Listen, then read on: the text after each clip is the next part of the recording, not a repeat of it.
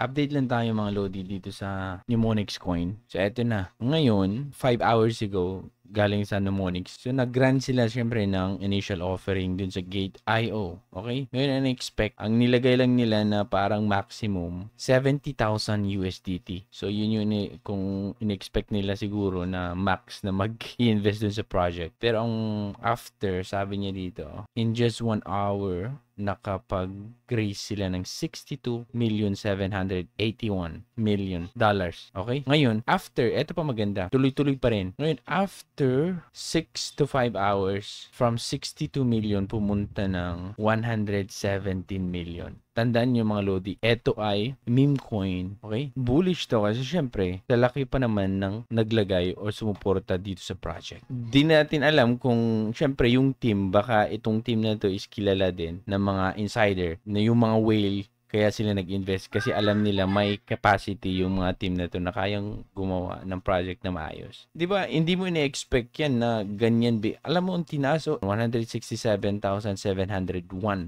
Hindi na 100% kundi sobra-sobra na. Okay? Isa siguro dito dahil bull run, maraming pera yung tao. Kita nila ito. Okay? So, yun yung kagandahan nito mga Lodi. Tinanong ng Mnemonix dati. Nagtanong siya na ano in-expect yung price ng Mnemonix. Siya yung number 1 dito sa Gate.io. Yan o.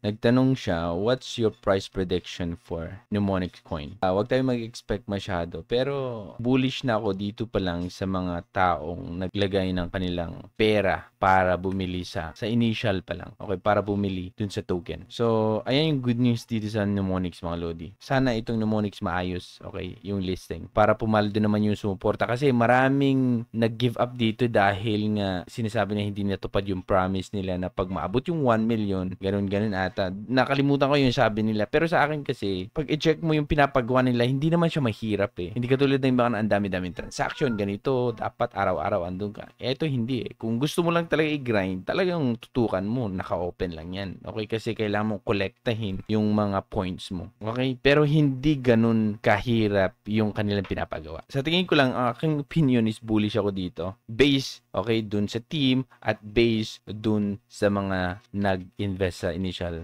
offering nila. Okay? Isa pa pala, sabi ko, ayaw ko na mag-join sa mga galing sa Telegram. Pero meron ding mga ilang project na kung saan makita natin, medyo parang makita natin. So, opinion ko lang to may potential. So, etong isa, ito. Capybara, meron na silang roadmap na kung saan 2020, early 2025, yan na yung big event, okay? Na in-expect natin, listing ng token. Okay, basahin nyo dito, parang NFT ata yung may BBI dun sa mga points na accumulate mo. Pero sinasabi nila, ang nag-create nito yung founder ng Zoo. So, di natin alam, pero yun yung speculations. Hindi ko alam kung speculations yan. Okay, pero yun ang sinasabi nila, connected ito or ang creator nito ay kasama sa mga developers dito sa Zoo Network. Alam naman natin yung Zoo talagang maraming mga meme coin na kung saan nakikreate na may potential.